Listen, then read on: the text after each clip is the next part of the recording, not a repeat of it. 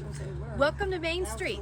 Today we are walking down Main to reminisce about what was here over the last century since Dunkerton originally was founded. So we've got Linda Whitmore and Jane Hopple here, and Lee Whitmore, who are going to share their memories about what we have in town. Well, we just remember the two gas stations, one on the corner over here and one here, and then remember May Miller and Paul Miller's cafe next door. And do you remember? I don't remember. I mean, this was all here. When I remember the Walter's Market. That was here. Mini Mart. Yeah, Mini Mart was here. yeah, that's what when I Here. See, I don't remember that at all. Yeah. And And this the cafe was still there. It was, huh? And then this was always the city building next door. Is it still? Yes. It's still a city building. But it has been other things in the past. Right. It has been. Yeah. Dunkerton has 4 automobiles now. It was a car dealer shop. Do you remember that, Lee? As a car dealership? Or a mechanic shop? George Kleckner and John Oh, Campbell in yeah, 1912. okay, now you're getting Way before us. Okay, way before us. And Jewel. Yeah, Walter and Art Campbell We and were Floyd up there, good Spees. Lord, we're up there. Okay, Floyd Spees, okay. And it's now the City Hall. And who lived right there? They got Holdemans? Okay, that's what I thought this morning, then I thought I was wrong. The Holdemans lived right on the corner. So tell me about the next building. Did you What say- I remember, it was brand new when I was like in 3rd grade, and it was a little grocery store. Correct. I came down and I had my nickel, and I bought my dots, and Mom was angry because they were sugar. Do you remember? And you didn't remember the grocery store, Yeah, did you? grocery Okay. store and post office. Well, it ended up. I don't think it started as a post office, No, did it? I don't think so. I think then they made it into the post office. Yeah. And we have the sign off the post office to put up Really? eventually. Yeah. Oh, cool. Yeah. Cool. All And right. did Jill tell you that she had one of Ray Davis's posters from all the fireworks? Fireworks? She called me yesterday and told me. So, okay, let's see what else we don't remember. And there had to be another house in between. Well, there were a couple houses. Yeah. There were a couple houses in between. Well, the Holdemans was a big one. I mean, it's. Yeah. Does anybody remember who lived where or why? Yeah. No. We didn't Oh. remember who lived in it. Yeah, I don't remember either. Okay, well, let's get Lee out of the street. Yeah. Under a tree. Under a tree. All right. In shade. So this was like a car dealership or a car mechanic shop for years, way back when, Yeah. before all of us. Jules operated this building for approximately 1924 to 34. Teresa, speak up. Okay. An interesting fact found in the Courier was that in 1934, a large arrow was printed on top of Jules' garage pointing to Waterloo Airport. One of 7 arrows marks the painting by the engineer that year, showing the directions and the numbers of miles to the airport. Are you kidding? Huh. Merle Cummings recalls that the garage had a horse-drawn hearse on display in the front window of the building. Merlin Cummings was one.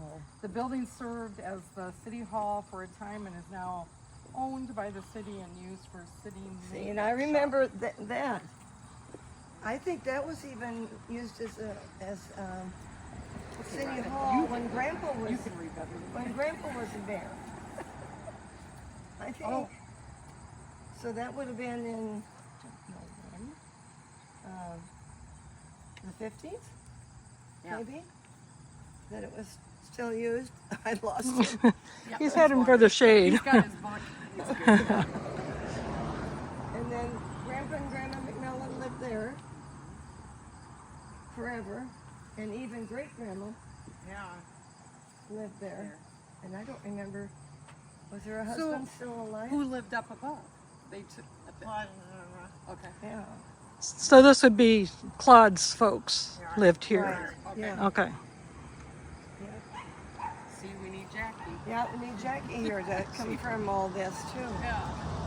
And was there ever a house in between? Because I don't ever remember a house on either side. Right. Okay.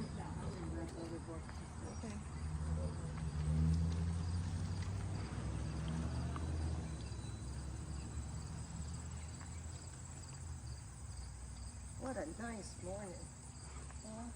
Jane, I can't even remember names of people who lived. I know it was a rental for a lot of years, but Bob and Brenda lived in part of it. Steve? Yeah. This one, it was A duplex, right? I remember that. That's like when I was in junior high school. Yeah. High school. Right, so in the 60s, that was a duplex. Oh. And then all I remember about this one is They say it was an electric shop originally. shop. Highland Sage and Glen Huffman. Really? I thought they were clear down on, no. They were eventually. Okay, they were eventually, okay. Okay, can we go back over to this side? Okay. So 114 West Main was the David Porter Magee home. Okay. It's That gone. would be the Yeah. big house. Okay. Then this information was taken from a handwritten obituary by his wife Lillian Magee Miller. When a mere boy, he moved with his parents to McHenry County, Illinois, growing up to young manhood in this place. Then the call came for Civil War boys. He tried to enlist but could not go because of his age. Becoming 21 in March of 1861, he was then married to Emma Goodrich in Illinois in July of that year. He enlisted in Union forces at Springfield, Illinois in September. Leaving his bride and parents, he served in the 15th Illinois Cavalry. Once he returned from the Civil War, he and the soldier's bride started on the trip for Iowa in a covered wagon. They stayed for a year working as a hired man and a maid.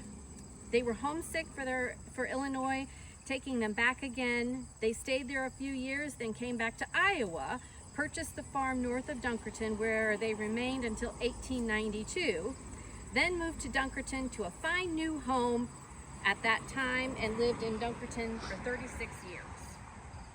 The home was later owned by Clarence Miller, who was the Justice of the Peace for Dunkerton for 9 years. They also had marriages in the front room with Lillian playing her pump organ whenever she could. I got involved in a couple of those. So he built that, but then didn't they rent it for until? I was thinking. Yeah, we've heard some stories that other people lived in there Yes, too. before Yeah. Clarence Yeah. and Lillian, Okay. because I'm sure they were out on The farm. the other Right. farm. Yeah, So the Civil War vet actually lived north of Dunk, right. but he built this But he home. built this. Yes, and then I think he rented it until he. So Grandpa came in. Yes. Well, yeah, Clarence And that would have been, and we've got that. Too. yeah, you've got that dating down. Okay. Because you were a baby and born at the farm. Yeah. Yeah, you were. So Jane, you grew up in the David Porter house? No. No. No, where Linda is Out the currently. farm. Okay. At the farm. Okay. But then, They raised a niece. do you remember what year Warren and Charlotte came in? I've got that written down too. But, yeah. I don't remember. But so Grandpa Clarence was the Justice of the Peace. Lillian played pump organ. Right. And Grandpa went, Lillian, that's enough. Because she always thought when, had to when have he was music. marrying someone that there should be music. There should be music. Yeah. That was Grandma. Now, Mom and Dad had to move in when I was in college or just married. We could stand in the shade. Yeah, let's Should we go. do that? Because, remember, she called and said everything's going on a pile to be burned. so come out and get what you want to do. And Dad had a fire going in the middle of the farm. And I had to throw my two puppies that I had, that Sharon Brown and I, Sharon Newbar and I called Fleabag and Cootie Dog. And the house was lost in the floods, right? This house was Yeah. lost in the floods, Yeah. right. But that was a long time after that. Yeah. And that's when Dad and Sally were there. Dad had passed. Yeah, Dad because had Clint passed. had. Right. Mm-hmm. Yeah. No, that was after the flood. Yeah. And then George Jenson. Yeah, Mm-hmm. that was a one-room school. Well, you said that, and I did not realize that. Oh, Well, at one time they had two families too. right. There were two families. I don't know how it was divided. I think it was divided. The one door was on that end and one was on this end. Right. Oh. I'm gonna have a sleep again. We've never dressed so So fast. it says that the E.W. Magee School was purchased by Fred Jenson and moved to the east end of Main Street, was owned by his brother Ott Jenson. In 1976, Mrs. Frank Wilkin is the present owner. The house was later owned by George Jenson. There must be many memories attached to George Jenson's home. It housed several small shops during the early years and was the home of numerous families.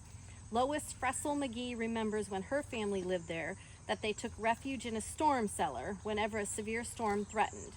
It was constructed by Charles Dunkerton on the lot north of the bank. The building was damaged by flooding and has since been razed. It occupied the west end of the property where the gazebo is now located. Or doing something. Yeah, something. Yeah. Okay. Information on the hall. Then going to that building. Oh yeah, the little Okay, that's building. 113 West Main. Henry Belmer owned and operated the first electric plant in Dunkerton. It consisted of generator, which was located behind the building. That building served as the Perry and Lee Canfield lumber office and was believed that the first switchboard for the telephone company was located in that building. Oh, okay. Didn't know that. And photograph from the 1900s shows a wooden building with a long white sign saying Canfield Lumber Company, which was replaced by the brick building in 1937. That's what this would have been. Uh-huh. Yeah. Then the Right, the little one. Yeah. community hall. Okay, okay. Okay. That building had a dresser and Library. Library for a while. Janine Steinbrunn had hair, There's a video store. Video store, that's right, I Yeah. remember that. so it's been so many. Yeah, multi-purpose. And it's a home now. Okay. And during what- 117 West Main is the hall. In the late 1940s, there was discussion about the need for a community building, but Larry Campbell aroused enough interest that a public meeting was held in April 1950. Around 25 people showed up, then another larger group met and decided to go ahead with the plans. A board was elected and agreed that when $4,000 had been raised, the building would start. 5 teams with 2 men on each team were assigned to sell shares of stock at $25 per share throughout the community. On the day following the second meeting, the campaign began, and it took a few days to reach the goal. There was a large thermometer on the bank building showing each day's progress. After 3 months of everyone working together, farmers came into town and brought rocks from the field to use for the footings. Truckers brought blocks from Waterloo when they had an empty truck. Lloyd Magee drew the plans for the 40 by 80 foot building, and businessmen sold the materials at almost cost. Some men worked every day and farmers worked when they could. The ditch for the foundation was 2 feet wide and 4.5 feet deep and was dug by hand. The women of the community furnished food for the workmen, made curtains for the center, painted, and had a shower to furnish equipment for the kitchen. The dedication took place in August of 1950, and on the corner of the building, a bronze plaque bore these words: This building, given by this community, is dedicated to Dr. Raleigh Buckmaster for his many years of faithful service. Dr. and Mrs. Buckmaster rode at the head of the parade after many tributes during the dedication ceremony. The hall has been used for skating because the floor became rust and dusty, so a new hardwood floor was laid in 1952. Another $1,400 was raised to buy new flooring. The original kitchen was much too small, so a modern kitchen was built on the north end of the building in 1969 at a cost of approximately $9,000. So in 1982, the Women's Club actually funded them putting in those bathrooms up front. I mean, doing the history of that, I learned that. So that's something we could And the add Buckmaster plaque too. is now inside. Yes. Inside, Yeah. right. Yeah. You remember skating, Jane? Yeah. I remember skating when I was a wee bit person. Right. So when was it open? Well, I don't know. What How does much it did say? it cost? I mean, do you have? You don't remember? I don't remember either. Was it mainly like Friday nights when? Or you? Don't remember. Okay. I remember we had a band in there one time. Okay. Local kids that played, and we all danced our booties off. And I think I remember that thermometer, but why would I? Or have they for put raising the thermometers money up on the there bank for other before? things? I bet. I Well, there might know. have been thermometers for Yeah. other fundraising. Okay, yeah. might have been I even then. use that Yeah. for when I Okay, well, maybe, fundraise. so. maybe that's the case. Then. Yeah. And they showed movies too, right? Linda, Did you guys? Yeah. did you guys go movies? watch movies? I think the projector's still in the Upstairs. building, yeah. Oh, wow. Okay. Wow. All right. So now I think we finished the first block. Well, the bank. Oh. And we had our wedding reception in there. Yeah. Yeah. And I did too. Yeah, I was going to say, I bet most of us did Yeah. too. You did too? Yeah. No dance, though. No. We didn't do dances back then. Yeah, we had a band For your wedding? for our wedding. We had a little Wow. country band in the corner. And Karen sat in your lap and sang some sexy song to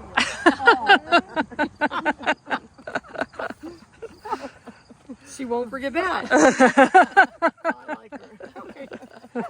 And then the bank, The bank. The bank. which I thought was lovely every time I went in. I it. know. Yes. Right on the corner. Yep. That's too At- bad. To begin with, it was a private bank owned by Charles Dunkerton. In 1903, C.H. Dunkerton, George Kleckner, John Keene, Michael Stabell, E.W. Magee Sr., and J.Y. Campbell organized the First National Bank of Dunkerton with Morton Blake as the cashier. After his death, Floyd Davis became the cashier, and later Earl Kleckner took his place. The bank was in operation until November 1933, when the government put a moratorium on banks. Depositors were paid 95 cents on the dollar, which was more than most banks. The First National Bank of Dunkerton in Iowa printed $449,830 worth of national currency. Some types of currency from this bank could still be rare. This national bank opened in 1903 and stopped printing money in 1933. The First National Bank of Dunkerton issued 6 different types and denominations of currency. At some point after World War II, the bank reopened. The name was changed to People's Bank and Trust and was affiliated with branches in Waterloo. The building also served as the post office for a period of time, possibly during the interim between the First National Bank and the People's Bank. The bank operated out of the back of the building and the post office was in the front. You remember that? Well, I remember the pigeonholes, and that would have been The bank? The post office? No, that would have been the post office. Yes. Because I remember they were right as you came up the steps, Mhm. come both ways. Yeah, it was right up against the teller area. Well, one time, didn't they say they had 3 banks going? 3? Three. In town? Maybe bars. Oh, the banks too. Banks too. Huh. Okay. Huh. I don't know where they would have been. But I do remember, and I don't know what year, and you probably have this down, Dad and I walking across the street I was waist high in water. Oh, I think I don't know what year that 68 was a major flood. No. yeah. And I know Grandpa was really, really angry because Grandpa was still down here. And somebody went down, Clarence, Yep. somebody went down the street in a boat. And made waves. And made waves, and it made the front door and went in on the carpet. Oh, no. They would going down the street, they wouldn't have had waves. Would that have been in the 60s, do you think? Probably. 68 is Yeah. right. Yeah, there was a bad flood in the Picture 60s. that dated, I'm sure. I think that was fun. Let's look it up. All right, Okay. on to the next Now block. Got into the anything next on the block. bank? We gotta find shade. Hang it up. Maybe in the. If I turned it on, Yeah. it would It'll work. Much better. There we go. To the next shaded. That's straight. On the corner. Oh. And Grandpa's garage is still standing. And I always wondered why he had a garage on the other side of the alley. So that little white No, building? No, the brick one. Oh, the brick The one. brick one was his garage. The white one was not there. Huh. But that garage, and then somebody told me that was somebody else's before Grandpa's. Okay. I don't know. So that was a I little never knew distance. that. I was like, no, That Linda. was a little distance away from the house then. The house Yeah, was right here. here. Well, and there was another garage that they took down. Yeah, Dad had. I mean, yeah, Grandpa had because a- that one, you couldn't even get the door It open. was full of antiques. It was full of antiques. Antiques from all his Dad sales. had Yeah. antiques in that garage. Right? Yeah, you could eat. Yeah, you can open it. That was one of Lee's first experiences. Was Dad showing him the garage? He opened the door and Opened the damn door and I couldn't even Well, at see least it. he couldn't get the door open. he had good stuff. Yeah. All his, It Auction. was stacked clear full. yeah. That was the day we also went down the steps, and Dad showed you all the rocks he had in the basement. In the Yeah. basement. Piles and piles and Yeah. all his goodies. He loved it. Oh, get in my pocket.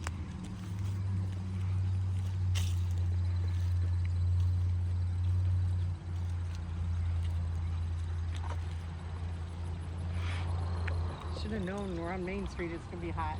No. On Sunday, Okay.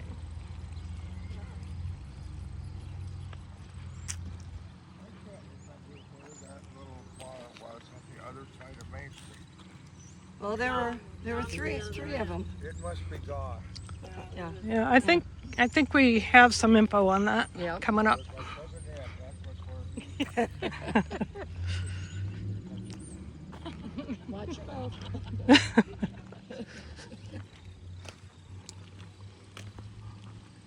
Okay. we're just getting in the shade. We're getting in the shade. Yes. Let's talk about what's going on here. So we're talking about the cafe. So, What was in the parking lot over there? The parking lot was part of McMillin's. Yeah, there was another part onto like a little lean-to that went over. A lot of the dry goods were over on that side. yes. Yeah. Okay. So you're We'll gonna do pick at McMillan's? 201. So that's currently Ettringer's Electric. Or is that this one? This is 201, 202 Main Street. I think there used to be a grocery store here. Yeah. Shop was. Yeah. This has Right 202 as over here. Okay. That 201 is over there. Okay. Okay. Okay. Okay, so where Ettringer Electric is, Yes. Charles Dunkerton built that in the fall of 1886. The building was so tall that Charles' father, James, gave a lot to the west of it to John Tedford so he could build another building to strengthen the first one built. He established a hardware store in there, and then a year or so later, George Kleckner was taken in as a partner, and the store next to C.H. Dunkerton's general store was called Kleckner and Campbell Hardware.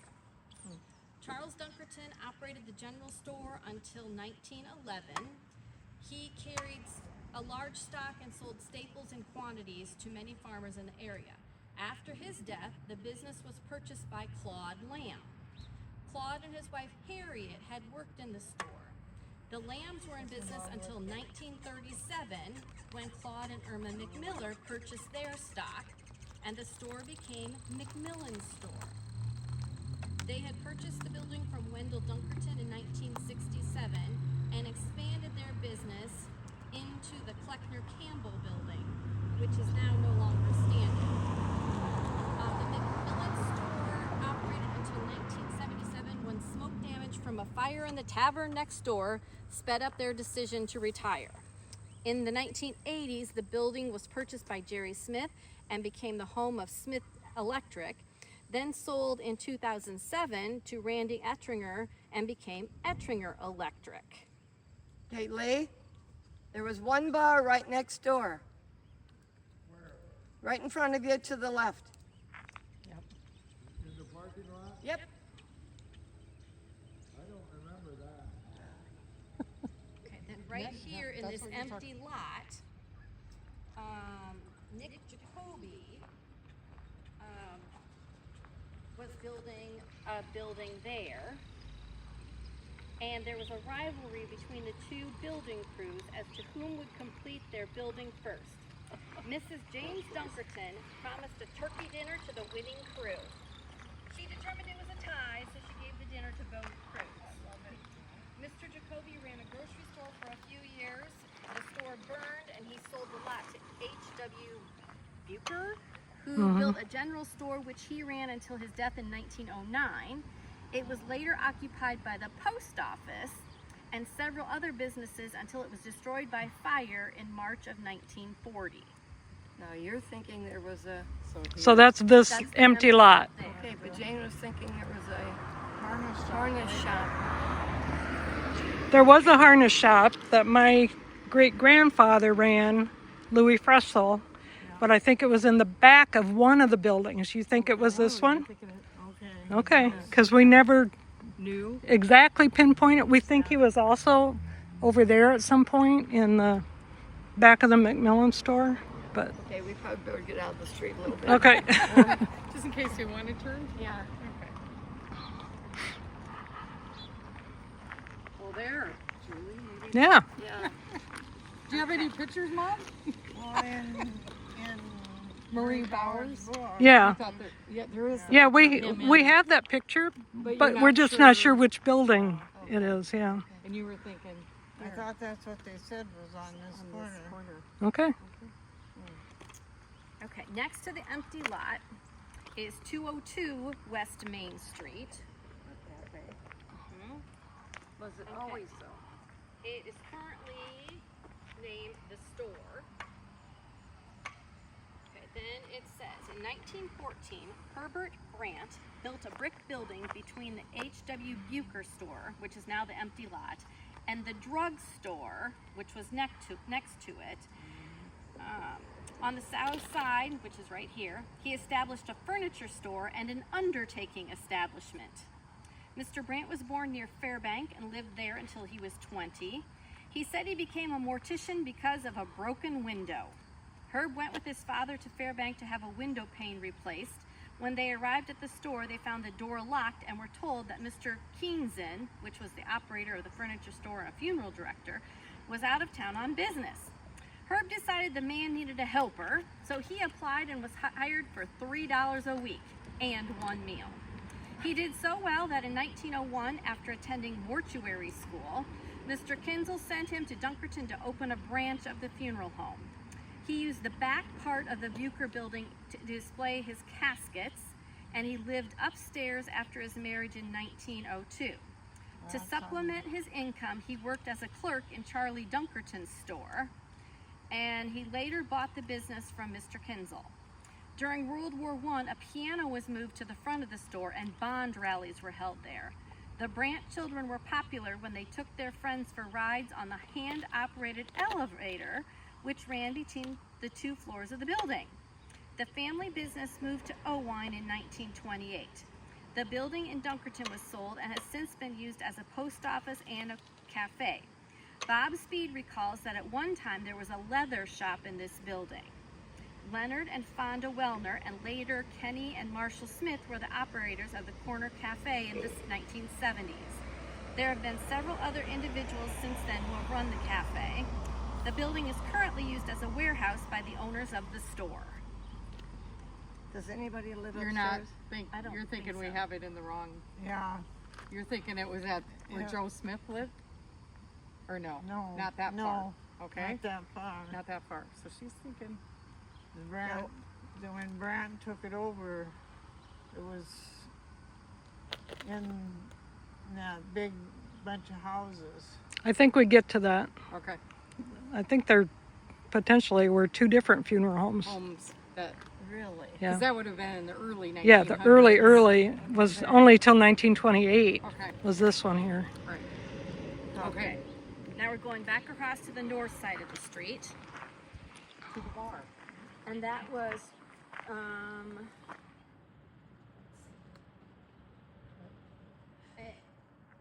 it was 201 West Main, the Presba grocery store, that in 1889, J.A. Presba erected the building next to the hardware, which has been used as a tavern. For many years he ran a grocery store there. Then the small building west of this one was used by Frank Barlow for his plumbing business. He kept a team of horses tied outside so he could immediately go to help a farmer with his pump or any similar problem.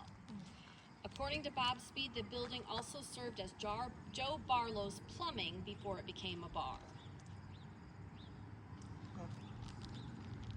That was long before us.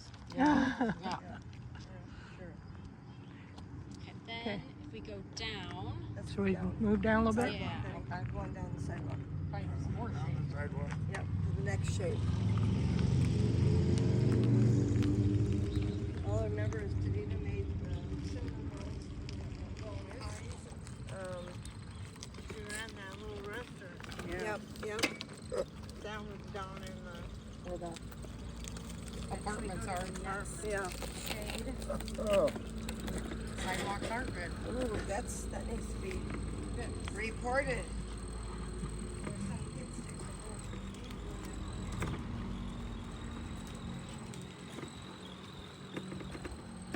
Every basketball game, I got to buy a bottle of pop and bring it out of the water for a quarter. And Lee remembers when it was a dime. Yeah. The small bottles of soda. Glass bottles. This, You can have a seat if you want Yeah, to. Jane, you want to sit a minute? I might go in and use the restroom. There we go. Go for it. Oh, I'm here. okay, this is Need the restroom? 204 West Main Street, Yeah. Anybody? which was Magee Drug. And Marie Bauer wrote that in 1891, Chubb Smith built what was known as the E.W. Magee Drug Store. Smith ran a grocery store there for 3 years, then sold out to Nick Jacoby. He in turn sold the stock and building to W.L. Tipton, who converted it into a drugstore.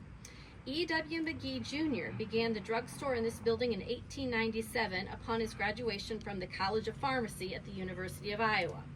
He continued in the same location until his store was destroyed by fire in 1939. In 1940, his son-in-law, Linford Bauer, started a drugstore in the old hardware store, Across the street. which, was next door to the McMillin store, which is now on the corner. It was operated by his wife and father-in-law while he attended the College of Pharmacy at SUI. In 1942, he received his degree in pharmacy and took over the business. This cement block building, which is across the street from that, the business was moved to the new building, which is here, until 1974 when fire destroyed the contents. This family drug business lasted for 77 years. In recent years, the building has been converted to a series of bars, from the toll gate to Chucky's to the current establishment, which is the store.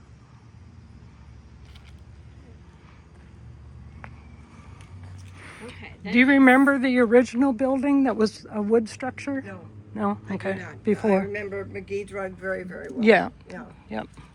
But other than that, I don't remember. Do you, Jane? Remember being in it. Do you? Yeah. No, only as Magee drug.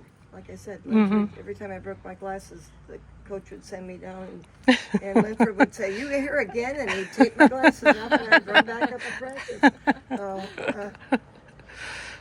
Okay, now we're headed across the street again to 209 West Main, and that's the brick building.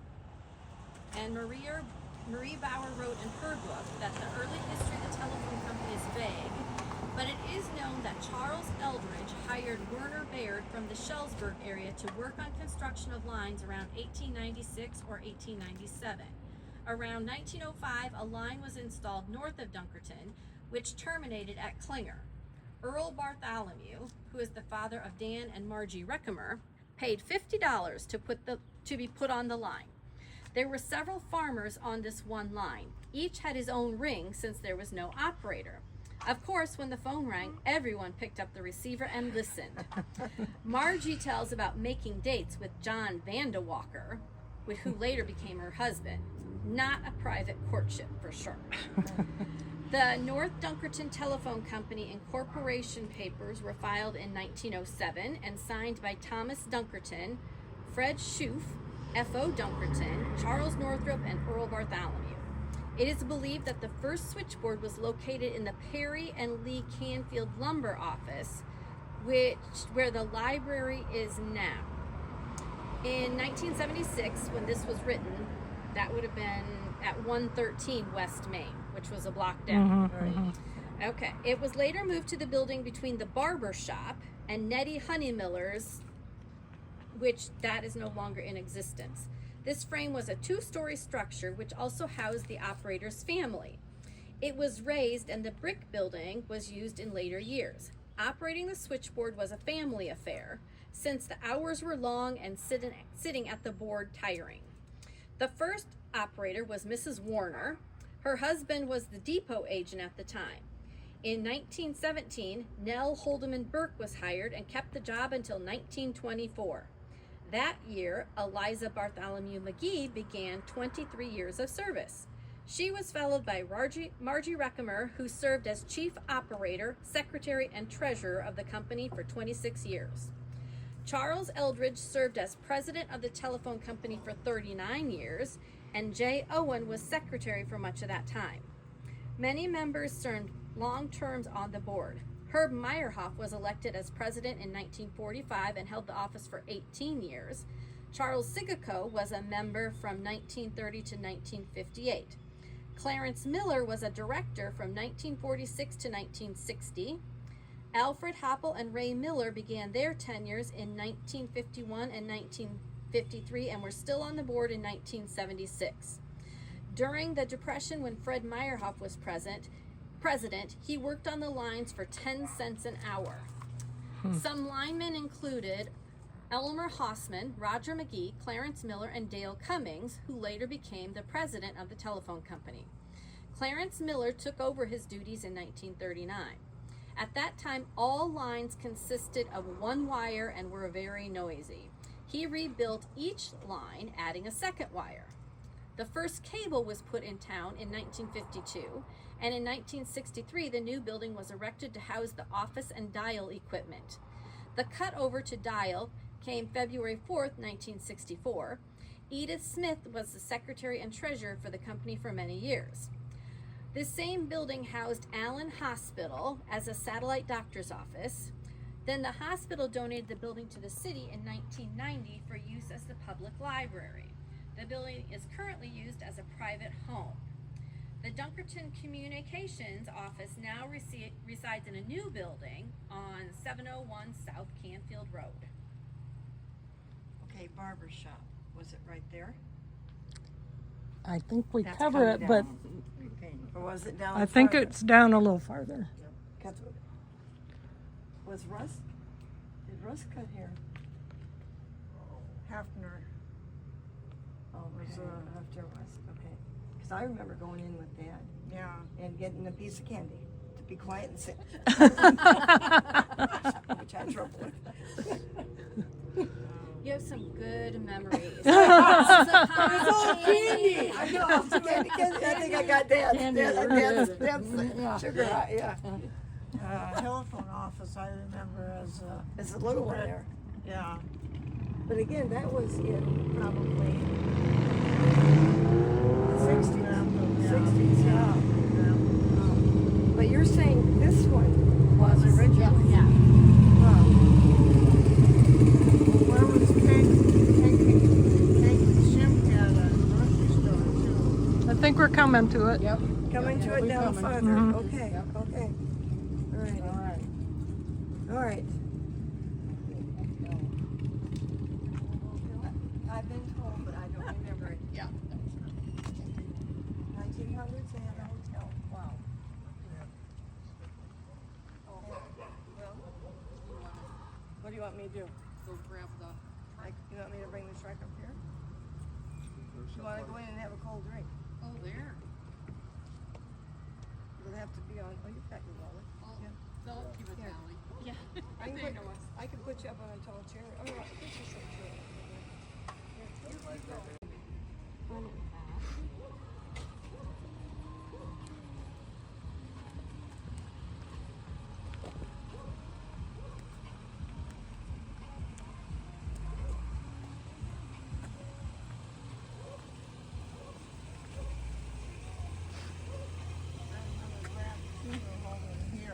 Mm-hmm. Okay, so now we're at 208 through 216 Main Street. And the original building was a series of buildings sharing common walls in between. Two of the businesses in this section were Fred Robinson's Furniture Store, which would be in the middle one. You see where that division is? And the City Hotel was on the far right. The City Hotel also held a jewelry store in the front of the building. The far west end was later the home of Babe's Beauty Shop, and Gladys Babe Kaufman lived in an apartment upstairs. Okay, the far east end, so that would be this end, was Peg's Grocery. And then from 1976 to 1978, the once brick building, so that would be that one with the laundromat sign, was also known as Gospel Hall and as Mission Hall. Fred Robinson built the building and several apartments. He ran a furniture store and undertaking parlor downstairs. He used the upstairs for hotel rooms. At one time, he sold jewelry in the front of his store. John Vandewalker bought an engagement ring for his fiancée, Margie Bartholomew. Well, that would have been way before. Mm-hmm. Mm-hmm. Yeah. The building later housed several small businesses, including Errol Canfield Grocery, Wilbur Oles Grocery, Peg's Grocery, and Fred Willard's Cafe. There you go. I remember Peg on that side. Oh, Which we probably knew. yeah, who knows? Somebody should know. No, I missed. Was there anything right here? I don't believe so. I think that's Okay. no. Even the older pictures show Yeah. that as Is empty. it Empty. open? Okay. Yeah. Okay. Okay. Then if we jump across the street to 217 West Main, Marie Bauer wrote that Farmers and Merchants Savings Bank, with Jordan Parks as a cashier, operated for years in that building.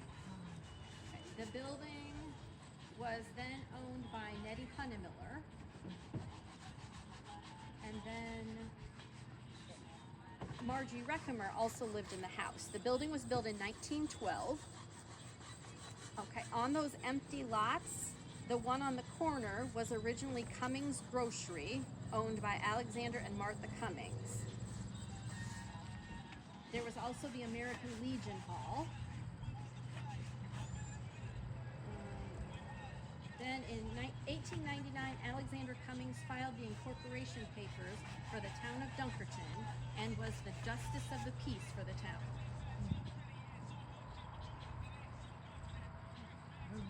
Ambrose Naval beyond that then? Ambrose had garage. Huh. I was thinking there was on the end Was of there that. a building or lean-to or something? Yeah, after the Legion. After Legion. See, I don't remember the Legion. It should talk about the barber shop in there somewhere too. It was a little skinny building. Yeah, it Do you was remember a that? tiny little thing. So oldest building on Main Street. Yeah. Was 211 West Main. So that's that two-story facade. That one? That is the oldest building on Main Street, which recently housed the post office. At one time, the H.W. Bucher store at Leicester Center. He moved it first to the lot where Paul Miller House was standing, and then it was used as a schoolhouse until 1899, when it was moved to its location on Main Street. Fred Smith ran a pool hall there for many years. His place of business was remembered for the fresh roasted peanuts that he sold patrons and the kids in town. Henry Lutke, Martin Reinderneck, and Fred Jenson followed Smith. Peg Shimp remodeled the building and used it as a grocery store before the post office moved in. She was right. It's now a private home. Then the lot to the west of that, patrons recall it being only about 10 feet wide inside. At one time, there was a rivalry between William Nesfield, the barber, who was agent for Parker Funeral Home in Jessup, and Fred Robinson, the local undertaker. Each was hoping to bury the first person to die in the newly organized town of Dunkerton. What a competition, huh? Robinson brought in a barber from Waterloo and established him in a corner of the furniture store. There was not enough business for two barbers, and the imported one soon moved back to Waterloo, leaving Nesfield by himself. There's no record of how the contest ended, but it's assumed that Robinson won. With the exception of a few years, the barbershop was run by William Nesfield, George Hafner, and now Paul Fowler. Willard Myers assisted in the shop for many years. And that building is also gone. Right. The skinny one. Tiny. Yep. Okay, then we're down to the corner. Yeah. So Yes. Okay. Yep, at 220 West Main, so that's our light blue down here. Marie Bauer wrote, George Kleckner built the building, which in 1976 was Shimp's Hardware. It was built sometime around 1890. Then in 1892, George and his wife, Kate Robinson, moved to the upstairs of the building, and the downstairs housed Mr. Kleckner's implement business. Later, other businesses used the street floor, and the top floor was made into a hall for lodge meetings and public assemblies. A verbal account of the history of the building regaled a story that at one time the top floor was used as a shop for building buggies. The finished buggies had to be removed from the building through an opening on the west side of the second floor and lowered to the street below. Another storyteller said dances used to be held in the hall upstairs. The dancers would become so enthusiastic that the whole building would shake. They eventually had to put in large cables from wall to reduce the shaking. The Methodist group in town used the hall upstairs as their meeting place until the Methodist church was built in 1898. Harvey Shimp operated the hardware store in the Collector Building in 1947, and the business became Shimp Hardware. Glenn Shimp, the son of Harvey, later became the owner. Then at 301 West Main, so that's diagonally across from us. Okay. The Go first, back to that one. oh yeah, Because okay. it wasn't Ruby and Rust's meat market in that building. clear down. Clear down on the corner. And wasn't Sage's TV and So electrical. Glenn had his electrical TV and appliance. yeah. with Shimp's too. Was they with Shimp? Maybe Yeah. that was Shimp then. Okay, not Because Lee knows about that. They got their first CD from, Yeah. first black and white Okay. out of that building. Okay. And you're Wasn't Ruby Russ had Ruby a Russ grocery store. had a, well, or a meat market? Yeah. And maybe No, a small it was a grocery grocery store. Okay. Rudolph's. Yeah. Rudolph. Mhm. Yeah. Okay. Okay. In the Shimp Hardware building, you're I thinking. think so. No, I thought No, it the- was in here. Where the hotel was. The end I of, think so. I bet. That's where Gary and Because it said Tadina grocery had store the on that restaurant in French's. Had a, Okay. just a itty bitty restaurant in the midst of this. Too, you should talk to Karen French. Okay. Because, yeah. Yeah. Add that to our list. Yeah. Okay. Okay. They See, I- also had, he and Jim Rigdon had, A youth center Yeah. at one time. yeah. Oh, really? Yeah, that was in the 80s. Okay. In where? In the brick building. In the brick building? Yeah. Telephone building. Yeah. Library. Whatever. Yeah. Yeah.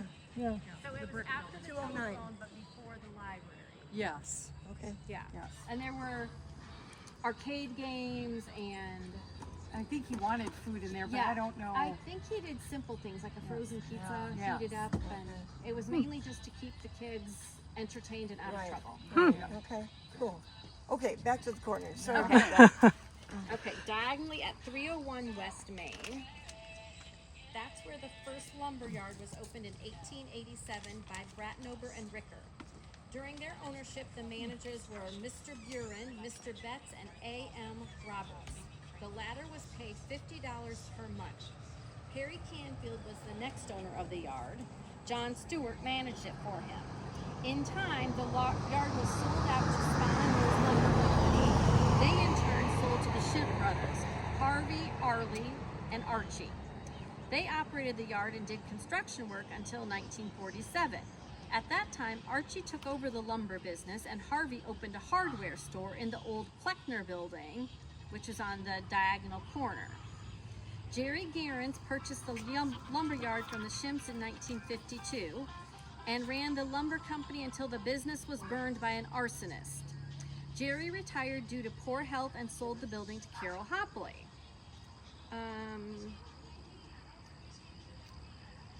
The lumberyard building at 301 is now a private home.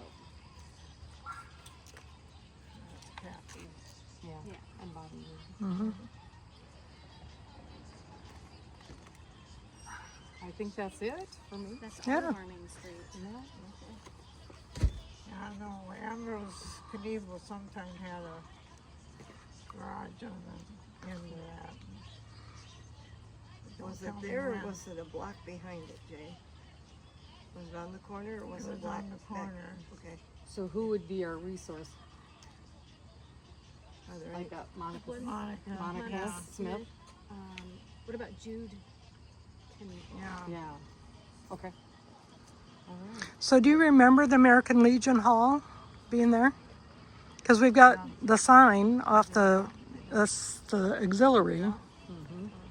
We've got the fish fryer that They used to They use. used? Huh? They used I to didn't know use. that.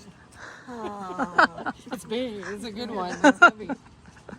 cool. We have McMillan's walk-in cooler. cooler. We have the butchering shop's meat grinder, Dad said, and now we just found out we have the fish fryer from the Legion. Okay. They used it anyway. Oh, cool. Yeah. Any other Main Street stories? No, no. You guys always did like a Dunkerton days, but they probably called it something. I remember for the hall, they had chicken in a crate on a wagon pulled by. We had our long dresses, bonnets. Was For that the Centennial? advertise yeah, The chicken fry? the chicken Oh, fry. for the Okay, chicken fry. okay. Huh.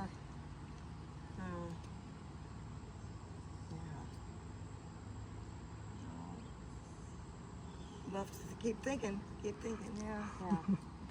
Did you have, what, did you bring in, like what do you call the circus? I mean, Yeah, the- we had the stickers. In fact, I think I still got some flyers Need to go dig from in. that. Yeah. circus would come in, and that would be on Nothing- Main then. Nothing dated on Yeah. it. Yeah. But again, was that when you were a youth, or was that when your That's kids when- were little? That's when I was riding ponies. Okay. 'cause Okay. I'm 7 years younger. that's been a I few don't- years I ago. don't remember that. Yeah. Yeah. Yeah. I don't remember that. I think there's a picture of us out by the house